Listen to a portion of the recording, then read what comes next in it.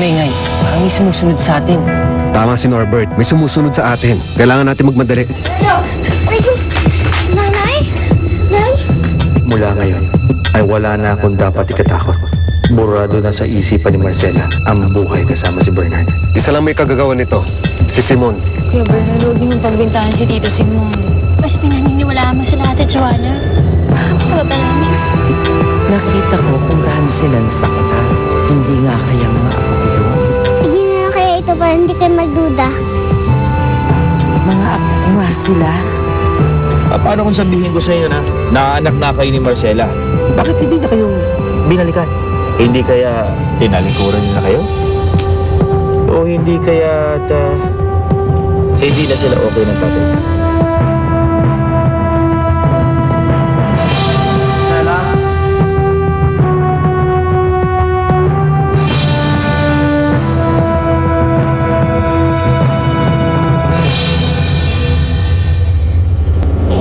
Talaga tayo ni nanay. Alis mo siya. Dahil sa atin.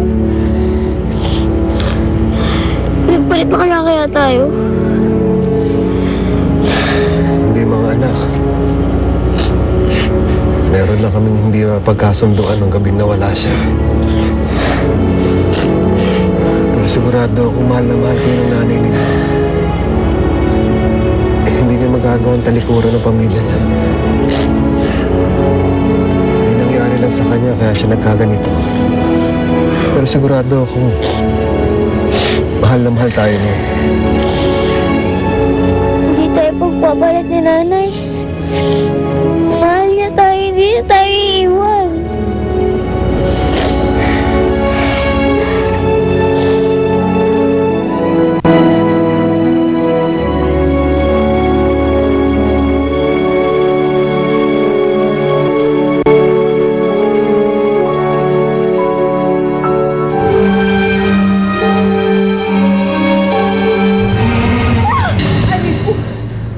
Aray ko naman. Daisy, bakit?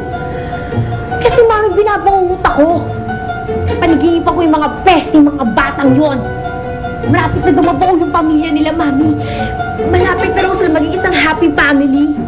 Ay, naku naman, anak. Imposible mangyari yun. Dahil tayo ang magiging happy family.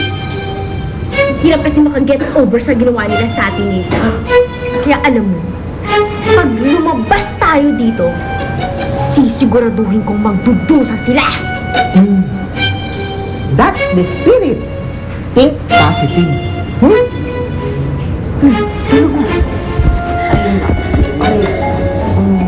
Hoy! Kung kang tutulog-tulog dyan, papaya mo ako. Kaya ako binabangungot ang init. Asan mo? Yan.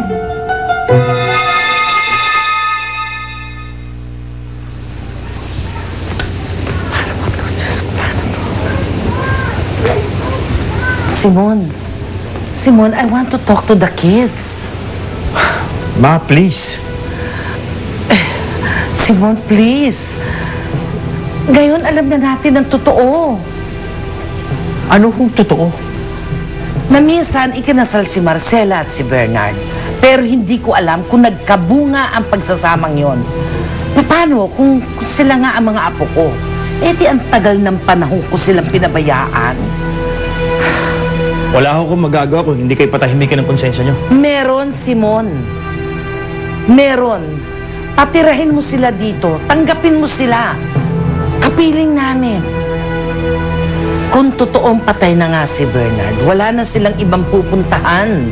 Kaya nakikiusap ako sa'yo, tanggapin mo na sila dito. Para ano? Si Marcela lang hong gusto kong makasama. Hindi ang mga bata. Simon, nakikiusap ako sa'yo. Ngayong alam ko na kung bakit. Kung bakit nagkakaganyan si Marcela. Inilayo natin siya sa mga mahal niya. Tayo may kasalanan, Simon. Tayo. Kaya siya nagkakasakit. Utang na loob, nakikiusap ako, bumawi tayo sa kanya ngayon. Paano kung hindi ako pumayag? Sasabihin ko lahat. Ang hypnotism na ginawa mo, kaya nakalimutan ni Marcela ang lahat.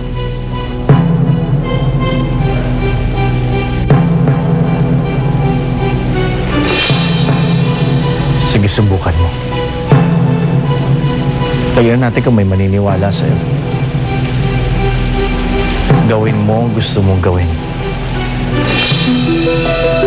Hindi ko matatanggap ang mga batang yan.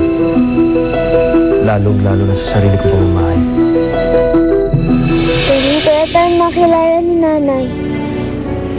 Kailan kaya niya maalala na maanak niya tayo?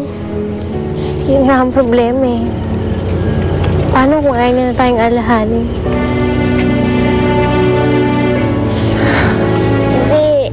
Ate, maalala niya tayo.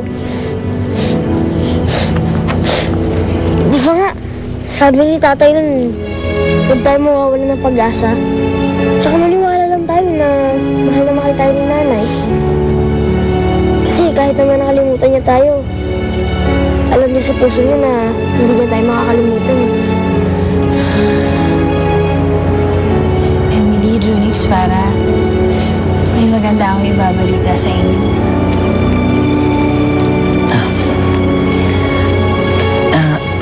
Alam kong litong-lito na kayo sa mga nangyayari. Ako man, di ko na naiintindihan ng mga bagay-bagay. Pero kung talagang kayo mga anak ni Marcela, wala na kayong pupuntahan. Hindi ko kayo pababayaan. Sumama kayo sa akin.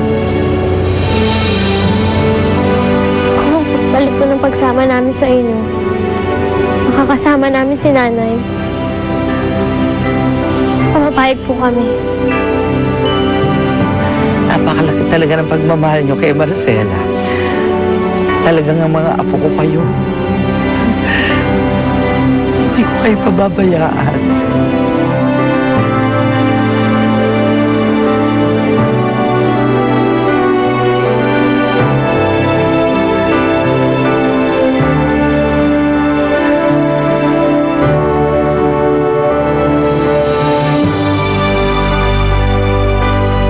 Kung nagkamali man ako ng pinagkatiwalaan, alam kong hindi sa mga batang to.